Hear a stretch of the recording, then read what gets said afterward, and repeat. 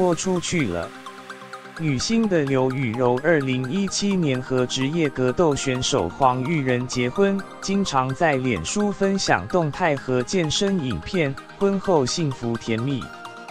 但她近日却在节目控诉老公在家只会滑手机或看书，甚至她3点全露，老公也不会有反应。没想到被老公反爆料，夫妻俩私底下玩很闲。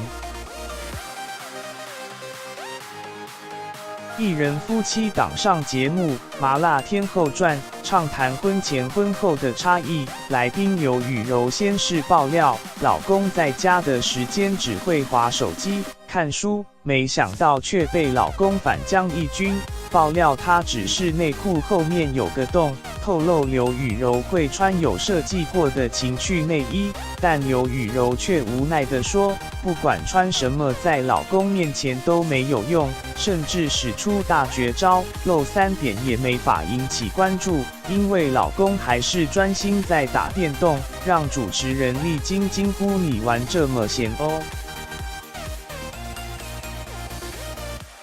没想到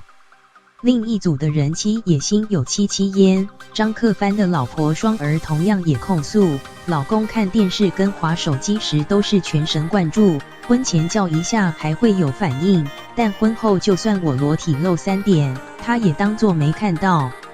现场的夫妻档都认同，婚前婚后真的差很大，